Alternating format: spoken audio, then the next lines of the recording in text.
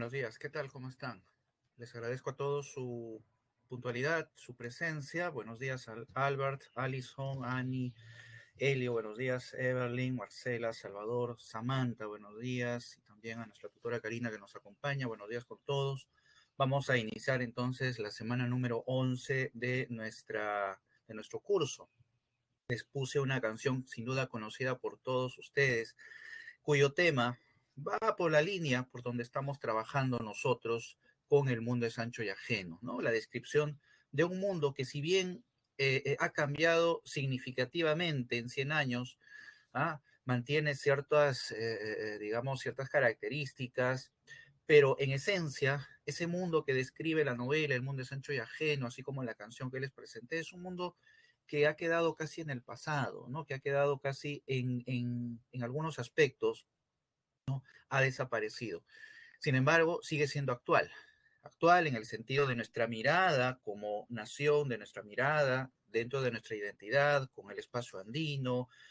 Tengan en cuenta también, por ejemplo, que la novela El mundo es ancho y ajeno no es una novela que se encierre solamente en el espacio andino, sino que también se abre en proyecciones hacia la costa, hacia la selva. Sí, aunque son atisbos, ya hay una clara intención, acaso, de mostrar una imagen total, una imagen enorme de nuestra nacionalidad, ¿no? De ahí la importancia de esta novela, El mundo es ancho y ajeno. Muy bien, hoy día vamos a comenzar entonces con la novela El mundo es ancho y ajeno. Espero que todos ustedes hayan leído ya la novela, la tengan muy bien trabajada. La vamos a comentar esta clase, la siguiente y la subsiguiente, profundizando sobre todo en los aspectos de los personajes, los aspectos del narrador, el tiempo, todos estos elementos que habíamos visto como parte de una narración.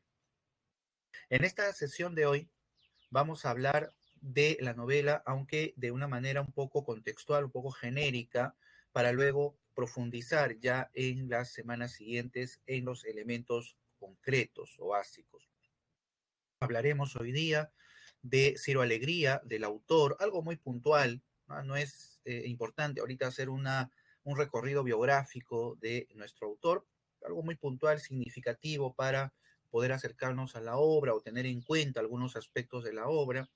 Luego también hablaremos un poco del contexto social, sobre todo, cuál es ese ambiente que recrea la obra, ¿sí? Del cual la novela va a tomar sus elementos y también, por supuesto, su sentido crítico.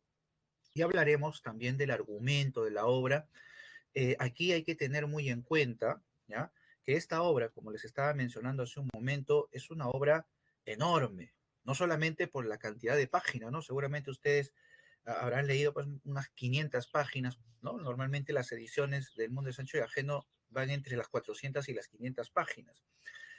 No solamente es voluminosa en ese sentido la novela, sino que lo es también por la multitud de personajes y en ese sentido de historias que la novela nos va describiendo.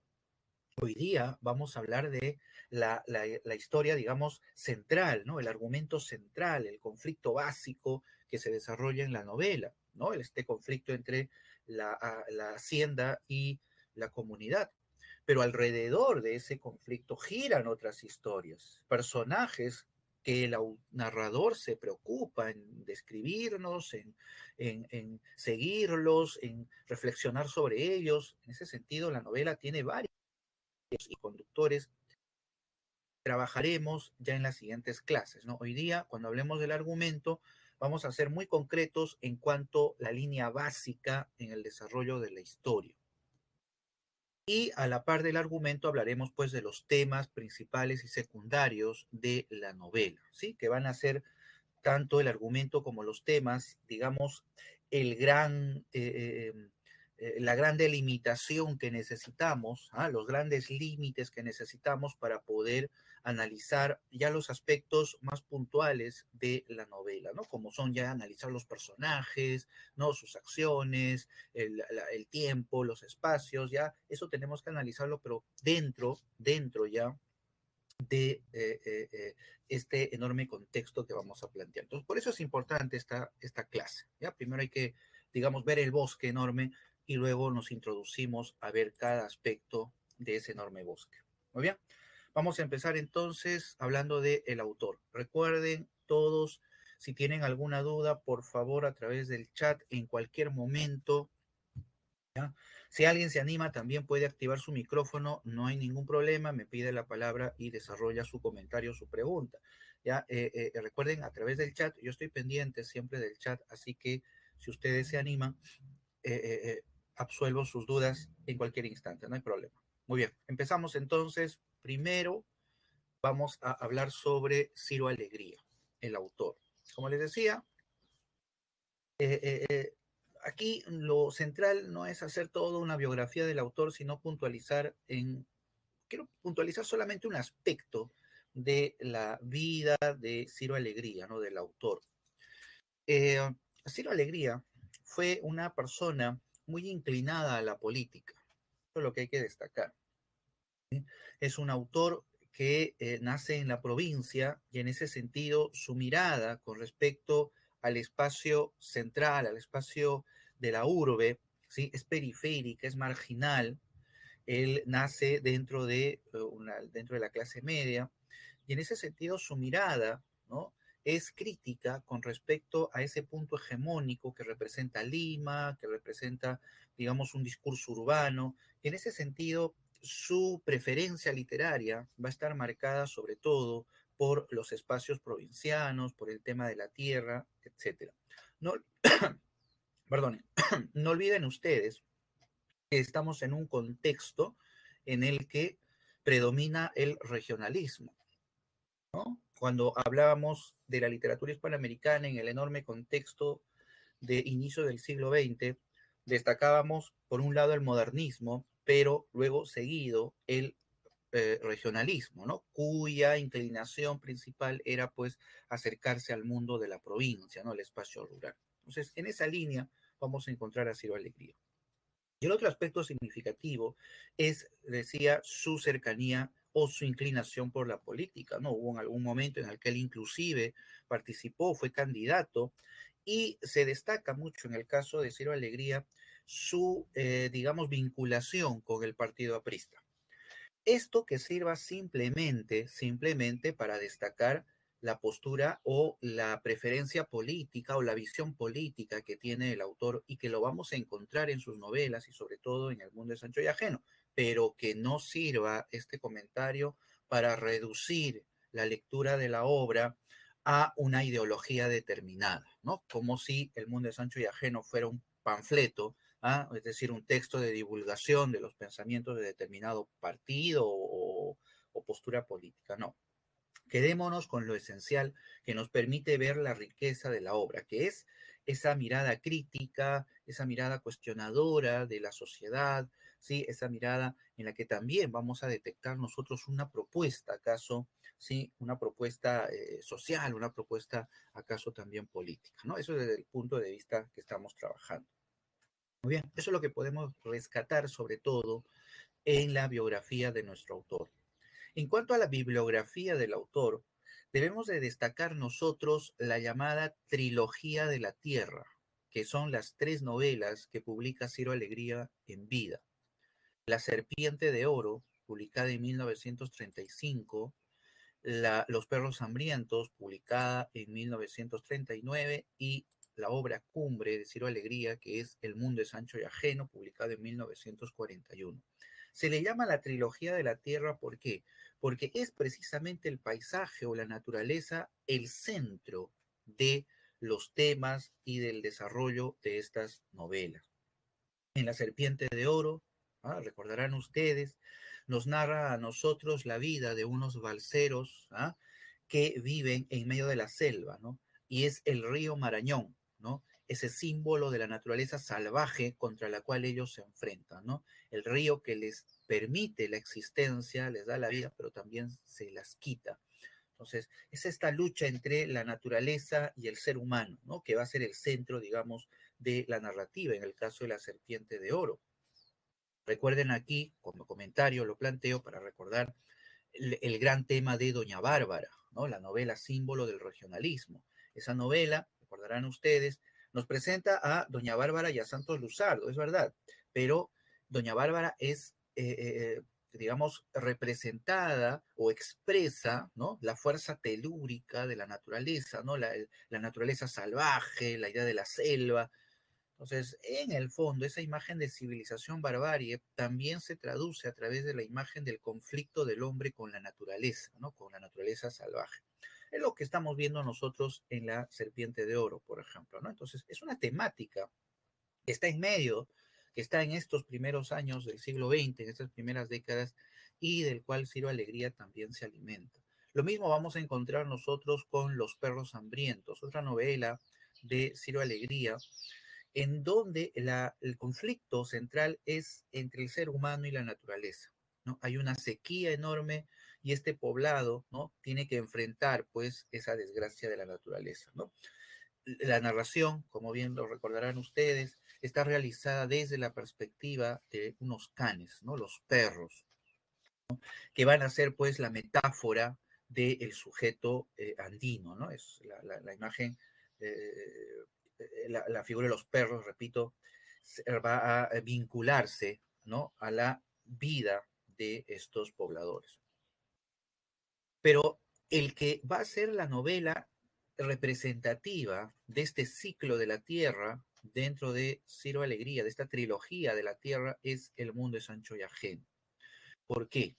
Uno, es la novela que centra, ¿sí?, el tema de la Tierra, pero ahora como parte de un conflicto. Ya no es el conflicto entre el hombre y la naturaleza, ¿sí?, sino que va ahora a mostrar dentro de esa relación del hombre y la naturaleza, ¿no? Porque recuerden, los comuneros de Rumi tienen o están afianzados a su espacio, ¿no? Al cerro Rumi, al espacio de su hogar donde cultivan y pastan, sino que en ese contexto surge un conflicto social, ¿no? Y un conflicto social que no solamente se reduce a las diferencias entre un hacendado y los comuneros, sino que entraña también toda una descripción de los conflictos políticos, judiciales, económicos, culturales, históricos, es decir, esa lucha de la comunidad de Rumi por su tierra nos permite a nosotros observar o realizar en la novela una radiografía del Perú de esa época, ¿no? Porque nos da, repito, una visión amplísima de una serie de conflictos que se desarrollan. A eso me refería yo hace un momento cuando decía que esta novela es voluminosa, ¿no? Ustedes que ya habrán terminado de leer la novela, se habrán percatado de que la trama central, ¿no?, se reduce a unos cuantos hechos, pero la novela va engrosando porque el autor, a medida que va contando, de pronto realiza una digresión o de pronto se va con un personaje que apareció y nos manda 4 o 5 páginas sobre la vida de este personaje. O de pronto nos manda 4 o 5 páginas sobre la historia que contaba tal persona, o 4 o 5 páginas para hablarnos del contexto de la historia. Entonces, la novela tiene un claro interés por interpolar elementos que nos permitan una visión global de la realidad de aquella época, ¿sí? En ese sentido, esta novela, recuerden ustedes, es la representativa del indigenismo ortodoxo, ¿no? Recuerdan, el indigenismo ortodoxo tenía como principal objetivo esta descripción detallada de la realidad, ¿sí? Una mayor cercanía con esa realidad que describe. Algo que no encontramos en La Serpiente de Oro y en Los perros hambrientos. Eso no hace que estas dos novelas ya sean menores, nada que ver. Estas dos novelas tienen una agilidad, una dinámica extraordinaria. Pero la amplitud de la mirada del mundo de Sancho y ajeno hace que esta novela descuelle, pues, sobre las demás y se convierta en el gran eje de esta trilogía de la Tierra que representa la narrativa de Ciro Alegría, ¿no? Entonces, de ahí la importancia del mundo de Sancho y ajeno dentro de la bibliografía de Ciro Alegría. Muy bien. Tenemos también un libro de cuentos, el duelo de caballeros, publicado en el 63, ¿no? Por Ciro Alegría. Todas las novelas posteriores o que han aparecido luego han sido póstumas, ¿no? Ciro Alegría muere, deja inconclusas varias novelas y estas son publicadas posteriormente por su viuda Dora Barona. Muy bien. Con esto terminamos la visión sobre el autor. Hemos destacado la inclinación política que tiene el autor. En ese sentido, es una clave de lectura importante de la novela. Y por otro lado, también la importancia del tema de la tierra y los conflictos sociales, ¿ah? Políticos, económicos, que envuelve una realidad que el mundo es ancho y ajeno va a tratar de describir um, con mucho detalle. Entonces, de ahí tenemos dos claves de lectura importantes para acercarnos a El mundo es ancho y ajeno. Muy bien, vayamos pues a ver entonces la novela El mundo es ancho y ajeno. Como les decía, vamos a ver primero el argumento. ¿Ya? Ustedes, sin duda, ya han trabajado el argumento, han leído la novela, así que esto es sobre todo un recordar. ¿Sí? Vamos a ir recordando. Yo les voy a ir planteando preguntas para ver cómo han estado ustedes leyendo la novela, ¿sí? Para ver si por ahí nos acordamos de algunos detalles. Y vamos a ir armando el argumento central de la novela. Todavía no vamos a entrar en detalles, eso lo vamos a hacer en las siguientes sesiones, donde ya empecemos a ver personajes, o espacios, espacios, y empecemos a ver con mayor detalle, mayor minuciosidad esos aspectos. Muy bien. El mundo es ancho y ajeno. Para ingresar al tema y al argumento del mundo es ancho y ajeno, debemos de tener en cuenta nosotros un contexto social que se desarrolla en la primera mitad del siglo XIX. Un contexto que ustedes, sin duda, recordarán. Estamos hablando, ¿sí? Estamos hablando del gamonalismo, ¿sí? Del gamonalismo. ¿Qué cosa es el gamonalismo? ¿Sí? A ver, la idea con respecto al gamonalismo, ¿ya? Hay que tomar en cuenta para ello el concepto de feudalismo. ¿Ya? ¿Recuerdan ustedes la imagen del señor feudal en la Edad Media? ¿Sí? El señor feudal que tenía sus vasallos, el señor feudal que era digamos, el ser supremo dentro de ese espacio, ¿no? Era la imagen del rey, por ejemplo, ¿no? El que tenía, ¿ah? Para sí los derechos, las decisiones, es decir, él mandaba en todo aspecto, no solamente en lo político, en lo económico, en todo. Muy bien, esa imagen que se trasplanta a nuestra realidad desde la conquista española va a ir desarrollando, sobre todo en el siglo XIX, y se va a cuajar en el ya inicio del siglo XX, en una modalidad que se suele denominar gamonalismo. ¿Sí? ¿Qué es el gamonalismo?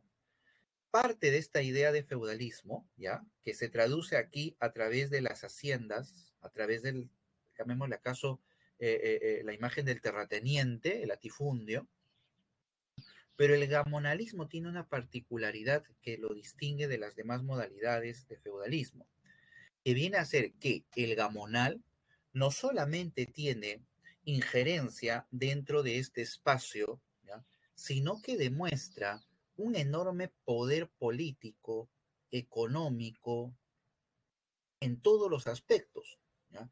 De tal manera que el gamonal y su espacio es un pequeño territorio liberado, ¿ya? Algo así como un pequeño país. ¿Ya? Él es aquí el rey supremo.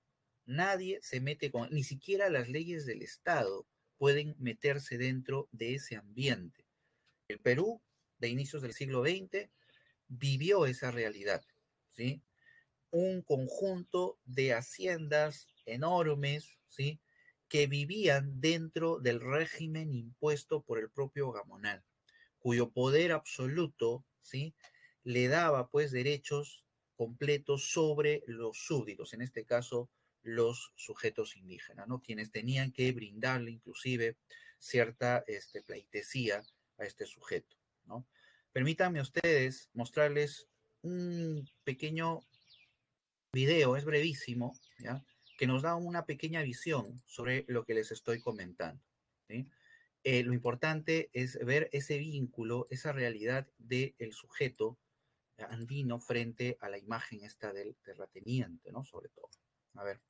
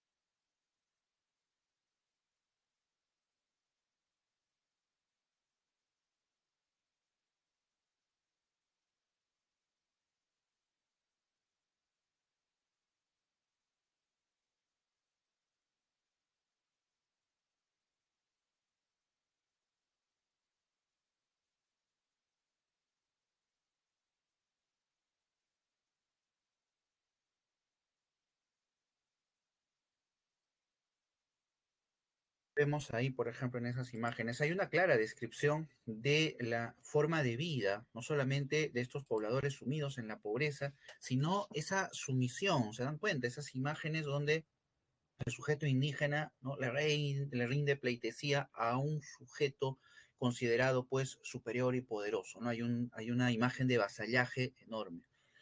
Entonces, esa es la relación del gamonalismo, ¿sí? No es simplemente una cuestión del trabajo, no es simplemente una cuestión que tiene que ver con los vínculos sociales, sino tiene que ver con muchos elementos políticos, económicos que envuelve ese gran problema del gamonalismo.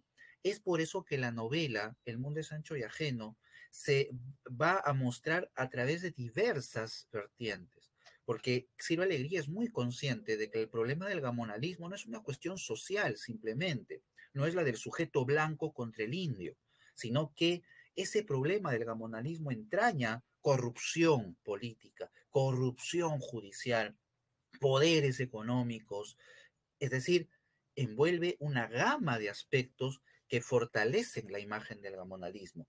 De ahí la importancia de esa visión tan variada que tiene la novela y que nos permite ver diversos aspectos por donde se expresa ese poder omnipresente y poderoso del gamonar. ¿Sí? Espero que con esta explicación entendamos por qué el mundo de Sancho y Ajeno es tan voluminoso, es tan variado, porque el autor se preocupa en mostrarnos diversos aspectos, inclusive los personajes, ¿no? Por más secundarios o lejanos que sean, el narrador nos brinda por lo menos una página o media página sobre su vida, ¿ah? Nos habla sobre sus pesares, porque trata de explicarnos que este problema social, el del gamonalismo, que es lo que la novela está criticando, no se reduce a un solo problema, sino que es el producto de una serie de aspectos sociales, culturales, políticos y económicos, ¿sí? Que han creado y fortalecido ese enorme conflicto social. ¿Bien? Muy bien. Con esta imagen contextual que hemos estado comentando, vamos entonces ahora a hablar sobre el mundo de Sancho y Ajeno. Sí, recuerden, si tienen alguna pregunta, por favor, a través del chat importante, sí, en cualquier momento, ¿sí? No tengan ningún problema. En cualquier momento lancen su pregunta, no interrumpen para nada, ¿sí? Así que estaré pendiente. Muy bien. Vamos a ver entonces el mundo de Sancho y Ajeno, ya teniendo en cuenta que la novela tiene una clara intención política, ¿sí? En el sentido que busca hacer un análisis de esa situación del gamonalismo, ¿sí? Que en el contexto de inicios del siglo XX está destruyendo las comunidades andinas, ¿ah? Está destruyendo un mundo. Entonces la novela, repito, va a ser una denuncia contra un sistema opresor, ¿no? Y por eso la intención de describir con mucho detalle la novela. Muy bien. Todos estos temas, ¿ya? Se van a englobar en torno a un aspecto o un tema central, que es la lucha por la tierra, ¿sí? La lucha por la tierra. Eh, Recuerden, por favor, si desean hacer alguna pregunta, pueden hacerla por el chat, les decía, y no importa si es una pregunta de un tema anterior que hemos tocado, ¿ah? No se preocupen, no interrumpen para nada en ese aspecto. Muy bien, sigamos. Entonces, el tema central va a ser la lucha por la tierra, ¿no? Que va a ser el conflicto medular, como les decía, ¿no? Hay una trama central en la historia, que es el conflicto entre Rumi y la hacienda Umay, pero alrededor de ese tema, de ese conflicto, van a ir circulando, pues, diversas otras historias y personajes que más adelante vamos a ir estudiando. Muy bien. Este tema de la lucha por la tierra y la comunidad va a ser desarrollado a través de una estrategia que muchos críticos literarios reconocen y señalan con el término de antítesis. Antítesis. ¿Recuerdan? ¿Alguien sabe qué es la antítesis? Bien por ahí. Recordará que la antítesis, lo puede escribir por el chat, la antítesis es una figura literaria, ¿sí? No la hemos estudiado en el conjunto de las primeras semanas, pero sí es muy significativa tenerla presente, ¿sí? La antítesis. Tesis, la palabra tesis, ¿sí? Nos refiere idea, concepto, ¿ya? Anti, el prefijo anti, me indica contraposición, ¿sí? Contrario a. Entonces, el término antítesis me dice que nos va a presentar ideas contrarias. Es decir, la antítesis consiste en situar dos conceptos de manera opuesta o en oposición. Y esa es la estrategia que va a emplear el mundo de Sancho y Ajeno. Va a ir construyendo el mundo narrativo a través de esta estructura antitética. Tanto los personajes como los hechos, como los espacios, lo van a ir viendo ustedes a lo largo de nuestras clases, van a ir construyéndose sobre la base de oposiciones. ¿Sí? Sobre la base de oposiciones, es decir, de antítesis. Y eso es lo que podemos ver nosotros, por ejemplo, en el marco general de la novela. Este tema de la lucha por la tierra va a ser el tema que va a confrontar dos imágenes sobre la realidad, ¿sí? Dos imágenes sobre la realidad. Una es la imagen del feudalismo tradicional, el gamonalismo, lo que la novela precisamente busca denunciar o criticar. Y esta imagen la va a contraponer a la del mundo andino, ¿sí? La del mundo andino. En esa contraposición o antítesis, la novela va construyendo, por un lado, su denuncia, porque vamos a decir, ¿no? Que en este aspecto o en este ámbito, la novela va a señalar rasgos de carácter negativo, ¿no? En el caso del feudalismo, rasgos negativos. En el caso del mundo andino, nos va a exaltar a través de rasgos positivos. Con esta contraposición, la novela critica un espacio y la novela exalta el otro espacio. Diego hace una pregunta muy interesante. Dice, profesor, ¿la sabiduría popular puede ser un tema central? Muy buena pregunta. Primero, definamos qué es un tema central, ¿no? Un tema es una idea o un asunto, mejor dicho, que la novela busca desarrollar, ¿ya? O busca tratar, ¿sí? O busca explicar o busca contar. Entonces, en el mundo de Sancho y Ajeno encontramos varios temas. La lucha por la tierra, la corrupción de funcionarios, el mundo armónico de la comunidad, ¿ya? Todos esos son temas. Entonces, pongámoslos todos en un solo plano, ¿ya? Todos en un solo plano. Todos esos son temas. Muy bien. ¿Cuál será el tema central? ¿A qué le llamaré yo tema central? Como su nombre lo indica, un tema central es el que va a organizar o vincular, como si fuera una columna vertebral, toda la demás estructura. ¿Ya? ¿Qué hace la columna vertebral? En nosotros organiza todo nuestro esqueleto, ¿no? Nuestro huesito, le da articulación, le da orden. Entonces, el tema central dentro de una obra es aquel tema a través del cual se articulan todos los demás temas. ¿Ya? Entonces, dentro de los temas que estamos mencionando, la corrupción de funcionarios, el mundo armónico de la comunidad, tomemos el tema que menciona Diego, la sabiduría popular, que también es un tema, por supuesto. Esos temas, ¿ya?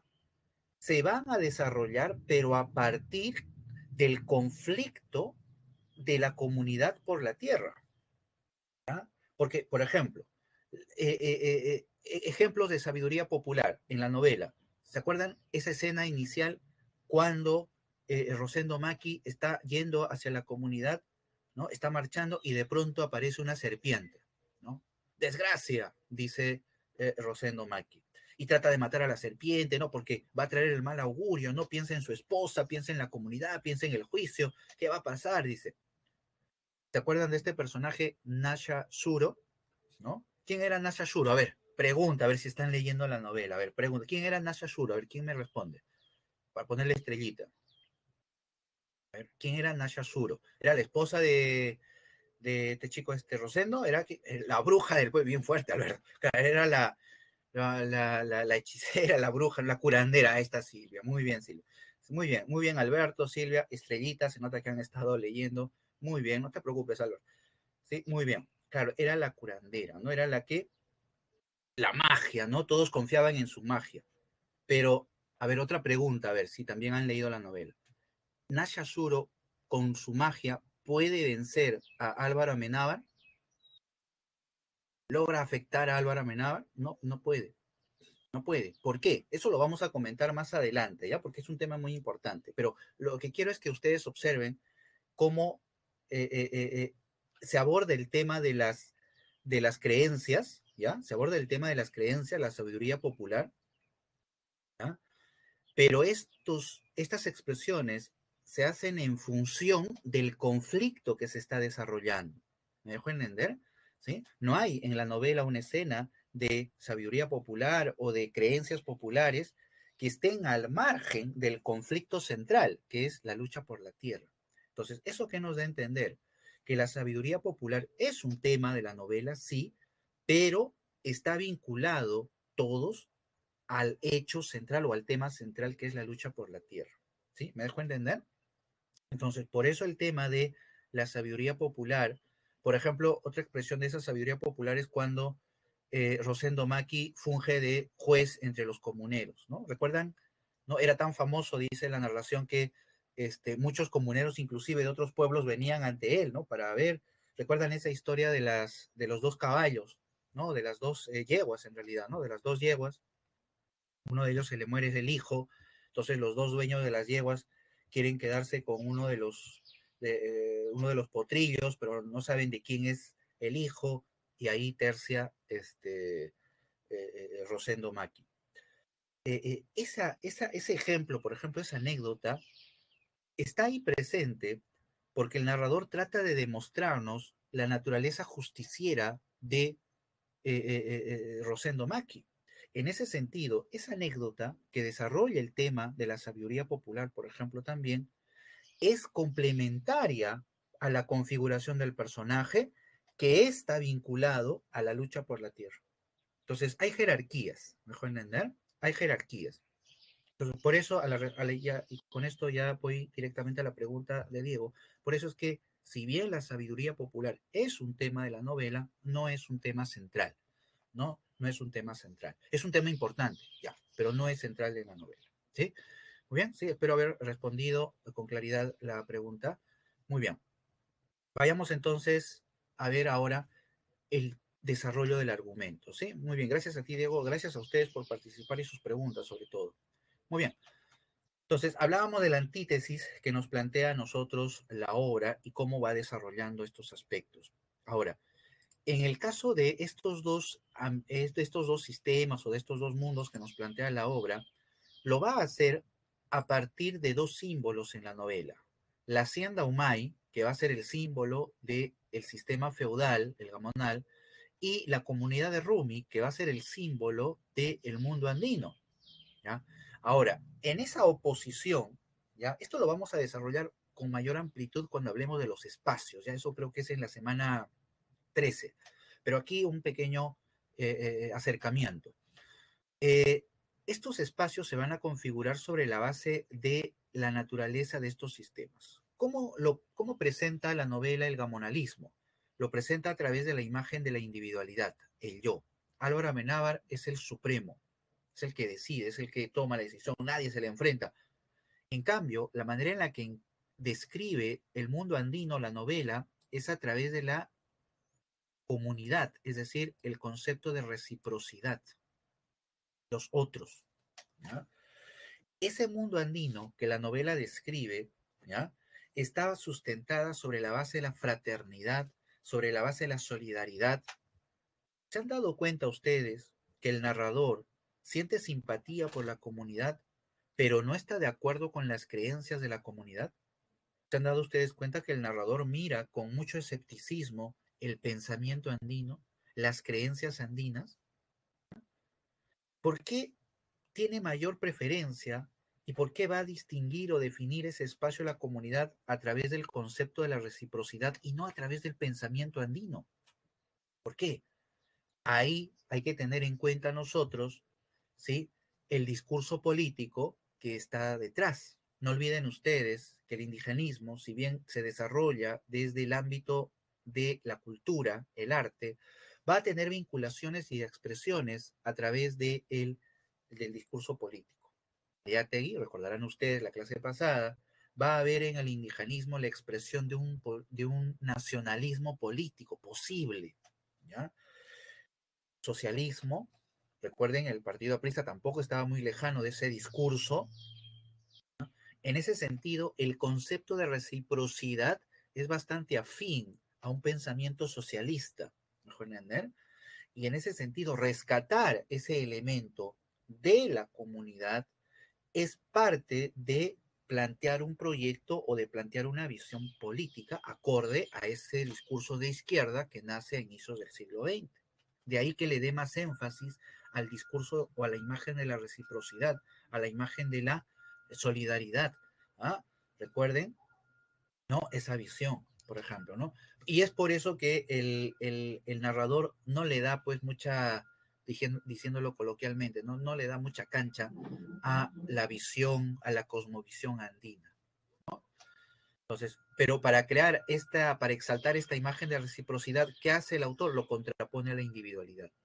El sujeto amonal es el sujeto que se impone, es el omnipotente, ¿no? Sobre los demás. Pero bueno, vayamos al argumento dentro de ese contexto. La historia central se desarrolla entre Álvaro Amenábar y la comunidad de Rumi. Álvaro Amenábar le ha entablado un juicio a Rumi. ¿Por qué? A ver, ¿quién sabe? ¿Por qué le ha entablado un juicio a Rumi? Porque quiere apropiarse de qué. ¿Eh? ¿Cuál es la intención real de Álvaro Amenábar? ¿Alguien recuerda? A ver, una pregunta. Estoy recordando la novela. ¿Cuál es la intención real de Álvaro Amenábar a la hora de entablarle un juicio a Rumi? ¿Ah? A ver, están pensando y veo que varios están escribiendo. Les lanzo esa pregunta porque es central en la novela. ¿Ya? Bien, ahí Marcela ha contestado, o Alquiria también, Álvaro también. Perfecto, muy bien. Han leído la novela. Estrellita para Marcela, o Alquiria, Álvaro. Correcto. La intención de Álvaro Amenábar no son las tierras, es la mano de obra. Lo que quiere es quitarle las tierras a la comunidad para que los comuneros, como no van a tener con qué vivir, van a tener pues que buscar trabajo y lo que quiere Álvaro es tomarlos como sirvientes dentro, como trabajadores dentro de su hacienda y sobre todo en la mina, los quiere mandar a la mina. Esa es la intención. Por eso Álvaro Amenábar interpone, ¿no? Acusa a Rumi de haberse apropiado de sus tierras. Todo es falso. Pero ahí es donde la novela empieza a describirnos esa fuerza de Álvaro Amenábar, ¿no? Soborna, paga testigos falsos, amenaza, ¿sí? A uno de los testigos que iba a declarar a favor de Rosendo, ¿recuerdan? Lo manda a la cárcel, ¿no? Le tiende una trampa y lo manda a la cárcel, lo desvirtúa.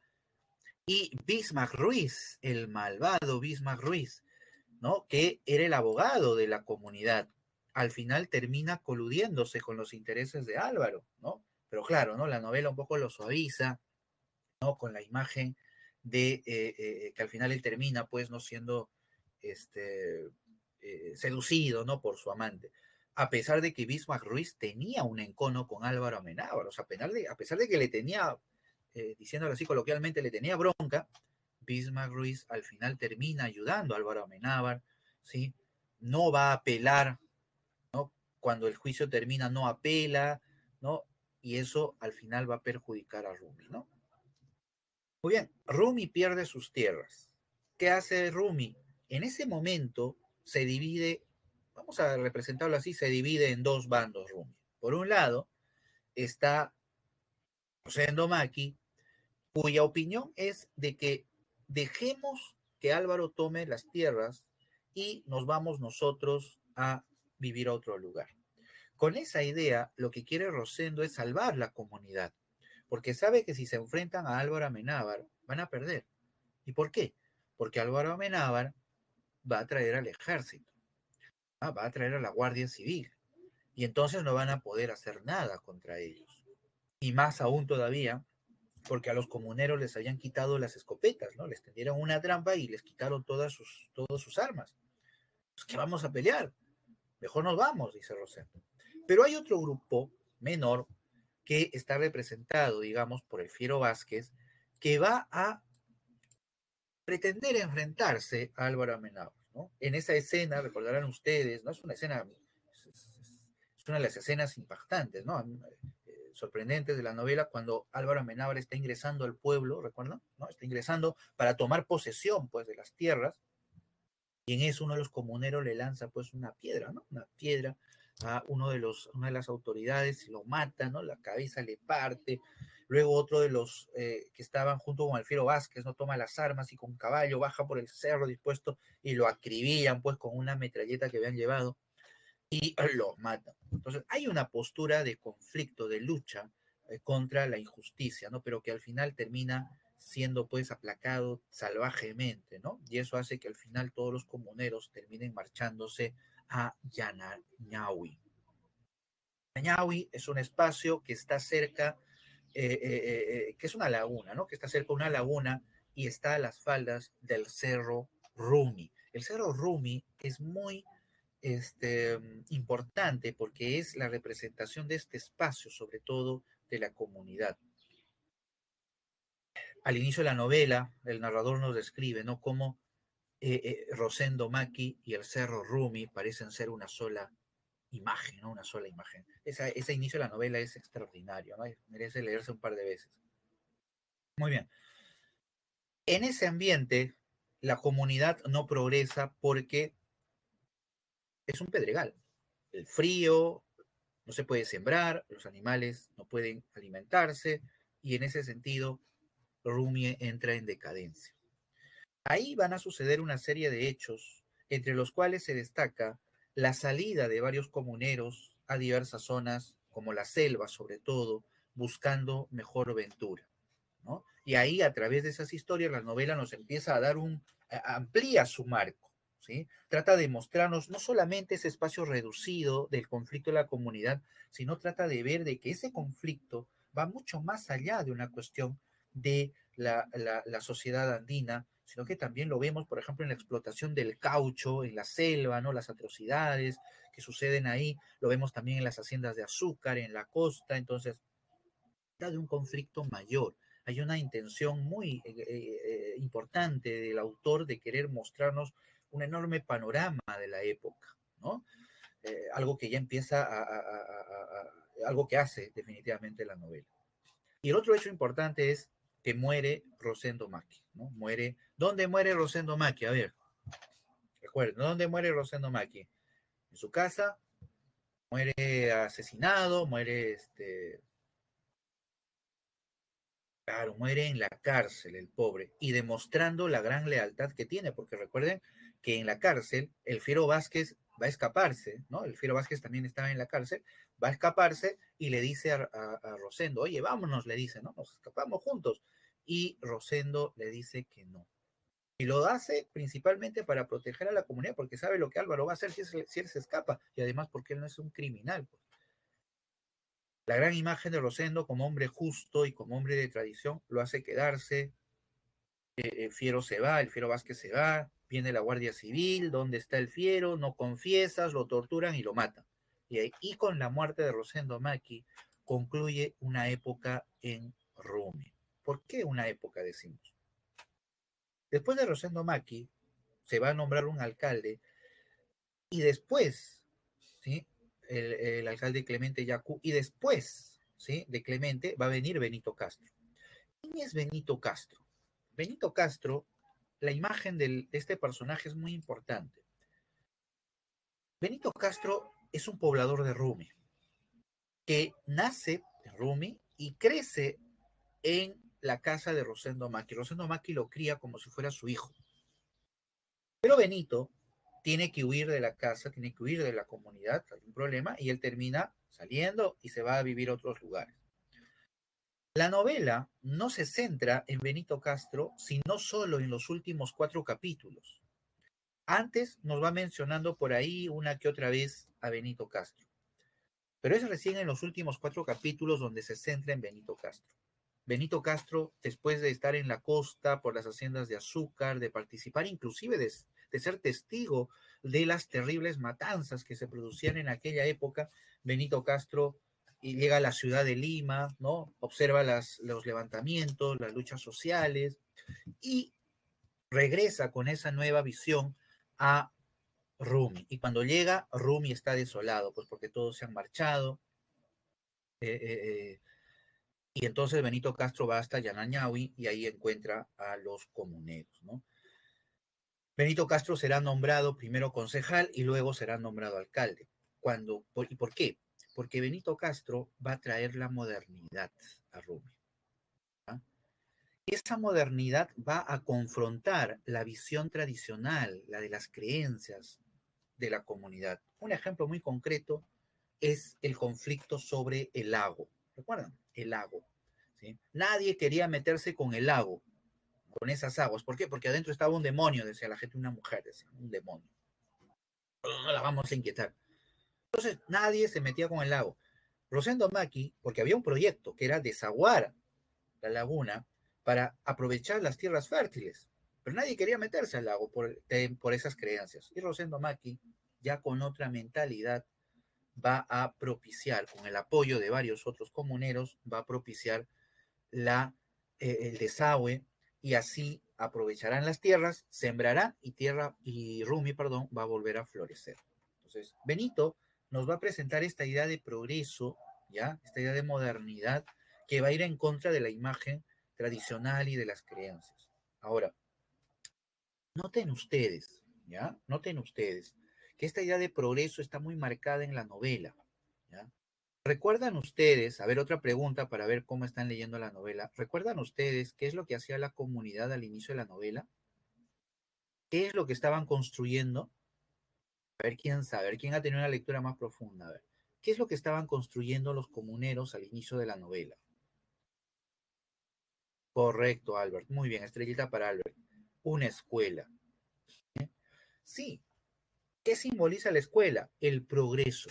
¿Recuerdan cuando hablábamos la clase pasada sobre los antecedentes del indigenismo? Y hablábamos de esta etapa de la imagen ilustrada, la reivindicación del indio pasa por la educación. Eso es lo que estamos viendo ahí, en esa imagen de la escuela, la comunidad construyendo la escuela, en la imagen de progreso.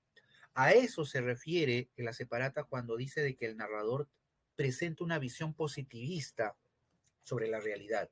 Presenta una visión no solamente objetiva y descriptiva de la realidad, sino también esta aspiración hacia el progreso. Muy bien, esa es la mirada que también representa Benito Castro. Y de ahí que su conducta sea diferente. Recuerden que cuando Benito Castro llega, la comunidad está atravesando otro juicio. Álvaro Amenábar ha denunciado nuevamente a Rumi diciendo que esas tierras, las de Yanañahui, son también de él.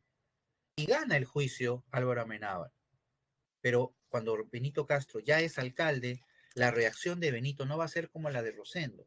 Rosendo creyó que dejándole las tierras a Álvaro iba él a salvar a la comunidad, pero eso fue el error.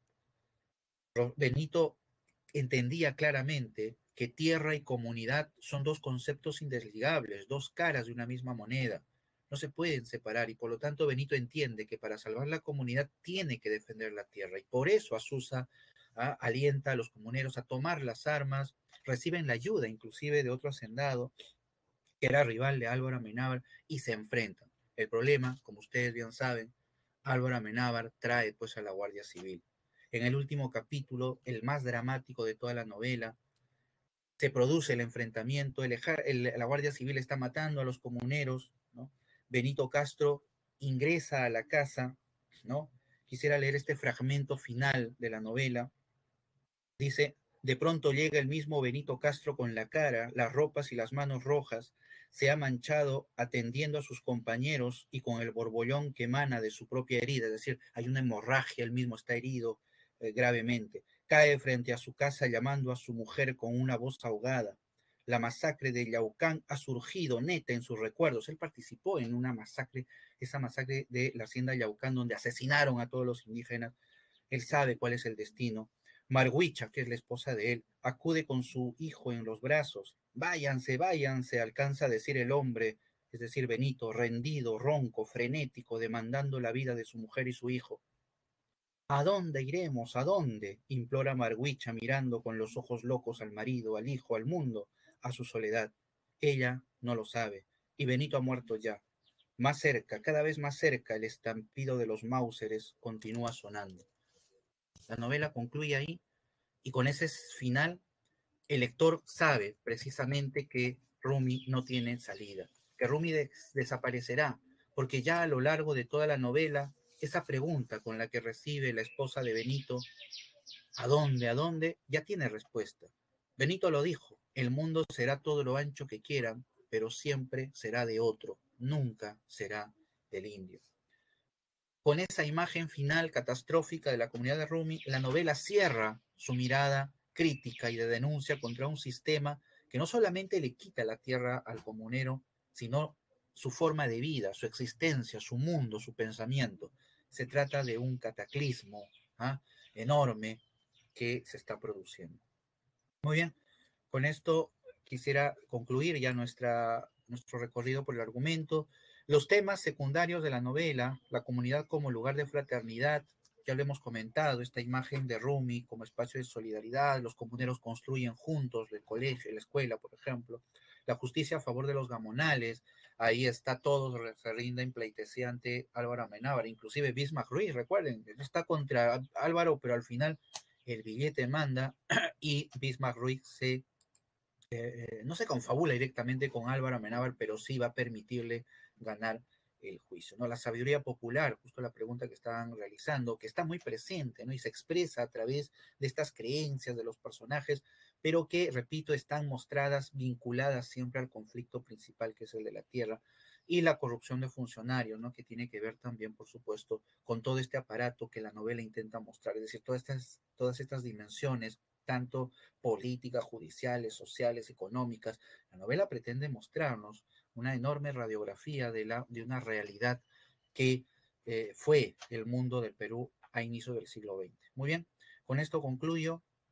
Les presento a ustedes eh, las claves de la semana, ¿sí? Ténganlas en cuenta. Si tienen alguna pregunta, por favor, queda un minutito que podría usar para responder. De paso, les voy presentando a ustedes la encuesta de esta semana, ¿sí? Por favor, complétenla, no se olviden, es importante para tener una apreciación sobre el desarrollo de esta clase y así, por supuesto, siempre mejorar para ustedes. Muy bien, si no tienen alguna pregunta, recuerden, si tienen alguna duda, pueden ir a el multichat y ahí tendrán siempre un profesor que los está esperando para sus consultas. Muy bien. Muy bien, entonces concluimos, ¿sí? Concluimos. ¿O hay alguna pregunta? Veo ahí que alguien está escribiendo. Unos 10 segundos. Ah, Diego, gracias, Diego. Diego, sí, Diego siempre ayudándonos, poniendo las claves en el chat. Muy bien, gracias, Diego. Muy bien, gracias a todos, sobre todo por su participación, sus preguntas, siempre muy importantes. Les agradezco muchísimo. Por favor, no dejen de leer. Lean no solamente la novela nuevamente, sino también ya vayan leyendo La ciudad de los perros de Mario Vargas Llosa, que la vamos a empezar a trabajar a partir de la semana 15, ¿sí? Con profundidad. Muy bien. Les agradezco a todos. Nos vemos la siguiente semana. Cuídense mucho, por favor, y cuiden a su familia. Nos vemos. Gracias.